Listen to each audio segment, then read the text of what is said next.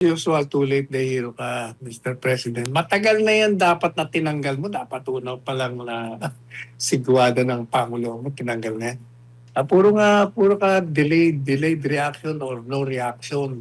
Useless lahat yung mga pinagsasasabi mo, puro salita. Wala talagang maaasahan tayo. Kaya sabi mo, panahon na? O panahon ka na rin na tumahimik na. At siguro magpahinga ka na para matapos ang paghihirap ng taong bayan. Binigyang diin ng Malacanang ito regarding sa binanggit ni Pangulong Ferdinand Marcos Jr. yung SONA niya na kailangan maging efficient yung mga utility at electric cooperatives para maiwasan daw itong system loss sa kuryente sa halip na asahan yung mga subsidiya mula sa gobyerno. Kasunod ito ng babala ng mga electric cooperatives, Attorney Sal, na maaari silang malugi matapos nga inanunsyo ni Pangulong Bongbong Marcos Jr. sa kanyang SONA yung pag-alis nga nung naturang singilin. Alamin natin sa ulat ni Ina Mortel. Panahon na para tanggalin na natin ang systems loss na pinapasa sa consumer. Hindi naman kasalanan ng consumer kung bakit nagkaroon ng systems loss. Therefore, we demand for the immediate amendment of the EPIRA and to prohibit charging systems loss against consumers, including the value-added tax thereon. Umani ng malakas na palakpakan sa ikalimang State of the Nation address ni Pangulong Ferdinand Marcos Jr. ang planong pag-alis ng system loss charges sa bill ng kuryente ng mga consumer. Ngunit nagpahayag ng pangamba ang Philippine Rural Electric Cooperatives Association o PhilReCa, ang umbrella organization ng 121 electric cooperatives at mga kaalyadong grupo sa buong bansa. Sa kanilang opisyal na pahayag, binigyan diin ng grupo na suportado nila ang pag-alis ng VAT sa system loss charges dahil hindi naman dapat patawan ng buwis ang kuryenteng hindi naman nakarating sa tahanan ng mga consumer. Gayunpaman, babala ng grupo, maaari lamang nilang suportahan ang tuluyang pagtanggal sa mismong system loss charge kung direktang sasaluhin ng national government ang mawawalang pondo sa pamamagitan ng isang subsidiya, kung hindi ay posibleng humantong ito sa pagkalugi o bankruptcy ng mga kooperatiba. Kinumpirma naman ng Department of Energy o DOE na kasalukuyan nang nakasalang sa House Committee on Energy ang mga panukalang amyenda sa EPIRA. Todo suporta naman ng Energy Regulatory Commission o ERC sa akbang na ito ng Pangulo upang unahin ang kapakanan ng mga consumer. Sa panig naman ng Malacanang, binigyan din ni Palace Press Officer Undersecretary Claire Castro na ang layunin ng Pangulo ay maalis ang dagdag gastos na pinapasa ng mga consumer dahil sa mga insidente tulad ng nakawan ng kuryente o pilferage. Ang gusto po ng Pangulo ay matanggal itong extra cost sa ating mga kababayan, hindi naman para pasanin ang burden na ito ng mga consumer, pati naman po ng mga utility companies. Hindi po yan ang nais ng Pangulo. Ang nais lamang po ng Pangulo ay tiyakin din ng mga utility companies na mayroon silang isinasagawang plano at pagmomonitor para maiwasan po itong losses na ito. Diretsahan ding sinabi ng opisyal na walang plano ang pamahalaan na magbigay ng subsidiya para saluhin ang mawawalang pondo at sa halip ay hamon ito sa mga kumpanya na maging mas epesyente. Pag-subsidize, hindi siya napag-uusapan. Ang kinakailangan din pag-aralan ng utility companies kung paano nila maiiwasan na magkaroon ng losses. Para sa Diyos at sa Pilipinas kong mahal, ito si Ina Mortel, SMNA News. Ano pong komento ninyo dito, Attorney Sal? Kaugnay nga doon sa binanggit ni Pangulong Ferdinand Marcos Jr. na tanggalin yung system loss charge. Pero yung mga ilang electric cooperative, suportado ito given na dapat magbigay din ng subsidy ang gobyerno pagdating sa in case nga na tanggalin nga yung system loss charge sa bayarin sa kuryente. As usual, too late na hero ka, Mr. President. Matagal na yan dapat na tinanggal mo. Dapat unaw pa lang na sigwado ng Pangulo mo, tinanggal na yan. Puro ka delayed reaction or no reaction. Useless lahat yung mga pinagsasabi mo, puro salita. Wala talagang maaasahan tayo. Kaya sabi mo, panahon na? O panahon ka na rin na tumahimik na. At siguro magpahinga ka na para matapos ang paghihirap ng taong bayan. Bigay mo na sa iba. Ayan. May isa pang balita, Attorney Sal, kaugnay pa rin ng tinalakay sa SONA. Dahil ito nga, pinagtanggol nga ng Malacanang yung planong rocket launch ng Pilipinas na bahagi umano ng pag-unlad ng bansa. Samantala, tiniyak din ng palasyo yung kaligtasan ng pagsusulong ng nuclear energy program. Alamin natin sa ulat ni Creselyn Catarong.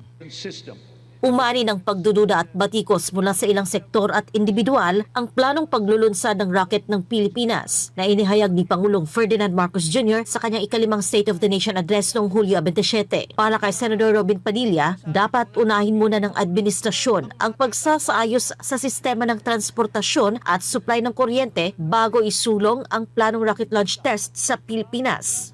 Sana po mabigyan natin ng atensyon na bago tayo mapunta sa rocket, magkaroon din tayo ng bullet train. Alam niyo po, sa Indonesia may bullet train na. Ito pong mga ganitong pangarap, kaya po nating abutin kaagad.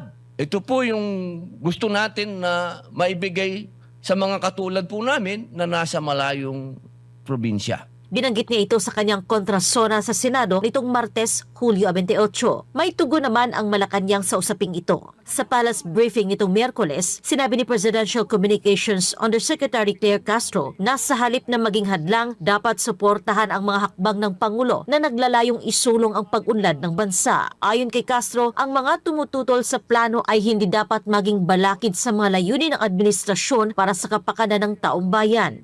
Yung mga tumataas ang kilay, ibaba na nila. Ang iingat natin at ang iakyat natin at ang itaas natin ay ang mga naisi ng Pangulo para sa bansa at para sa taong bayan.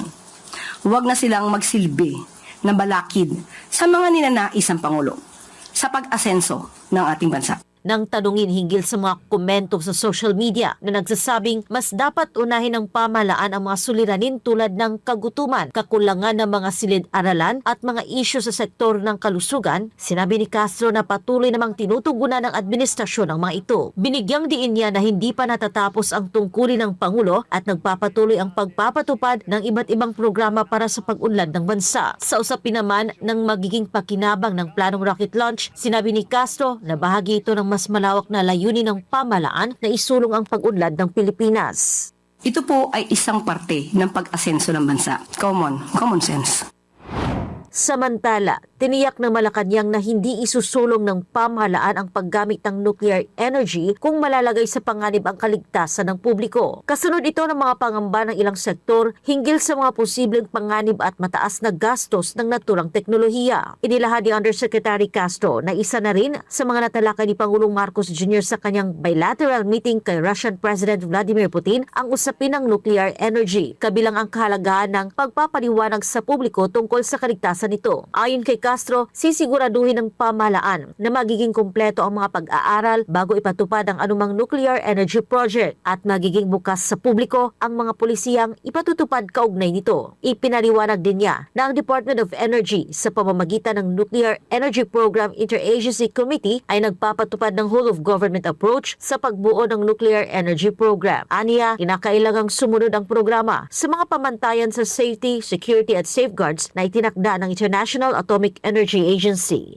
So hindi po susuong ang ating pamahalaan, ang administrasyon, kung ito po ay magpuput in danger ang ating mga kababayan, magkakaroon ng hindi magandang sitwasyon or kondisyon, kasi ang inuuna po ng Pangulo at ng administrasyon ay ang safety ng ating mga kababayan. Para sa Diyos at sa Pilipinas kong mahal, ito si Creselyn Catarong, SMNI News. Ayan, Attorney Sal. Actually, marami talagang tumaas yung kilay at nagtaka, Attorney Sal, dahil nabanggit ni Pangulong Ferdinand Marcos Jr. na magla-launch ng rocket sa susunod na taon, Attorney Sal.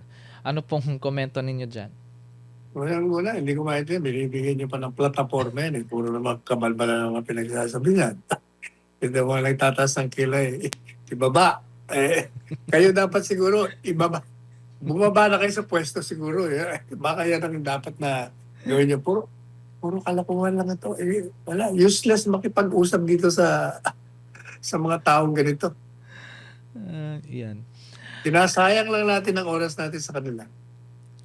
Yan nga, Attorney Sal. Bahala ng taong bayan maghusga sa mga Yun nga, yung nakaraang State of the Nation address ni Pangulong Ferdinand Marcos. Pero kung ikaw ang, kung bibigyan niyo po ng grado si Pangulong Ferdinand Marcos Jr. sa kanyang State of the Nation address, Attorney Sal, ano pong magiging grado niyo? Pareho ng kanyang popularity and trust rating, -0. 0 na, minus pa.